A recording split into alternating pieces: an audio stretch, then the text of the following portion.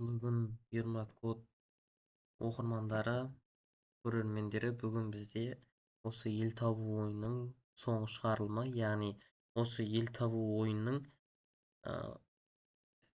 дайын соңғы нұсқасы. Бұл кодта мен сіздерге түсіндіретінім осы ел табу ойынның негізгі қағидалары мен ережелері. Жалпы ойынның қиындық кезеңі болады, ол оңай, орташа, қиын. Бұл алдында айттық біз. Осы деңгейлерді жасау үшін біз не қолдандық? Ең алдымен бізге осы ел табу ойынына байланысты керек елдердің тулары керек. Сол туларды алып, осы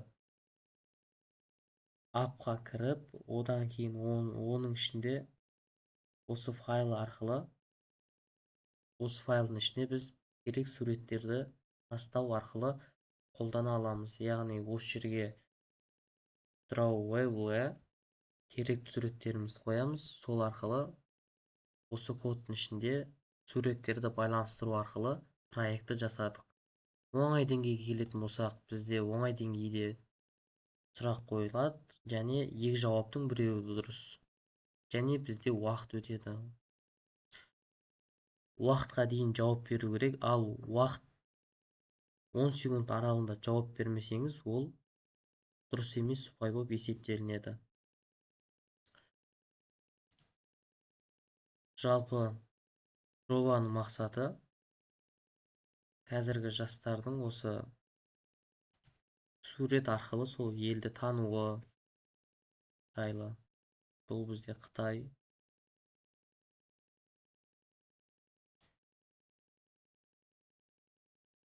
Сіздерге көрсетейін. Канада, Италия,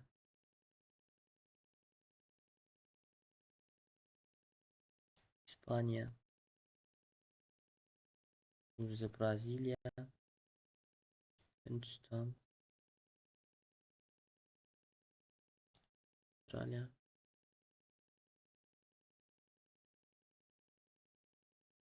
Яғни ойын аяқталғаннан кейін біз ұпайымызды көре аламыз және қайта бастауды басамыз.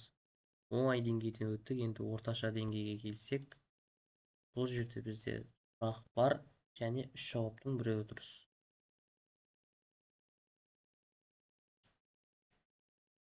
Жалпы бұл кодтардың барлығы жасанды интеллекттен алған, яғни қазіргі таңда жасанды интеллект арқылы, жасанды интеллекттің берген кодын пайдалану арқылы, яғни соны дұрыс пайдалану арқылы осындай жобаларды, проектілерді жасай аламыз.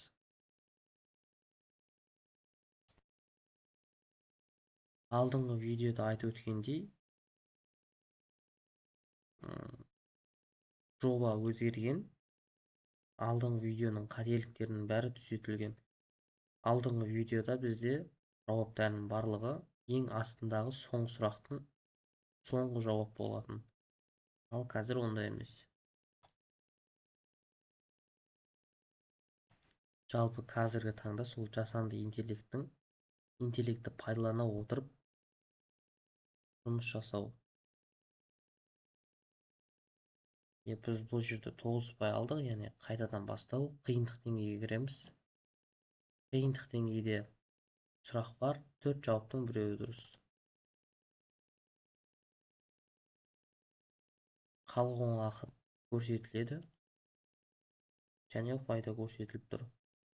Алдыңғы видеода только қалған уақытты санмен көрсететін болсақ, бізде уже түс барды. Сол түс арқылы қарапайым қолдана отырып осындай проектін жасаймыз.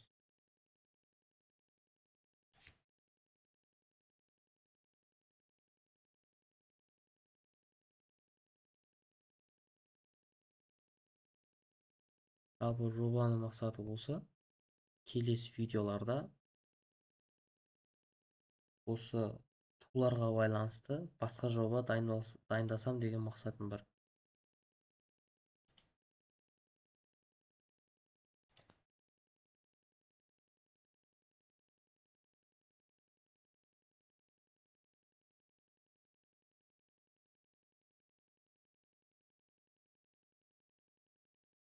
бастау. Ойынның бірінші бетіне келетін болсақ, бізде осындай логотип бар, яғни жер материгі көрсетілген. Осыны поиск арқылы көрініп отыр, яғни осы бір ел табу ойынына белгі сияқты болып тұр. Тағы ойынды түсіндіретін болсақ, кодты түсіндіретін болсақ, кодтың ішінде негізгі мысалы ел табу ойыны, оның размері, қай жерге қойылатындығы, астындағы сөздерде қай жерге қойылатындығы осы бір main activity'де жазылады. Ойынның басынан бастап құрылымы бәрі бар, яғни дұрыс жауапқа берсе дұрыс, қате жауапқа берсе қате болып барлық программа бізде жұмыс істеп тұр. Қайта бастауға дейін осы жерде көрсетілген.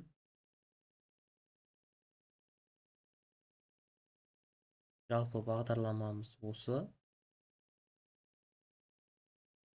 Негізгі Android Studio бізде бұл. Осындай мобильный приложениелерді жасаудың бір кілті болып табылады. Яғни осы Android Studio'ны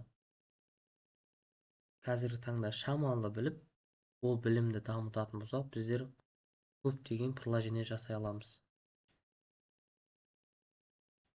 Жалпы бағдарламаның мақсаты осы.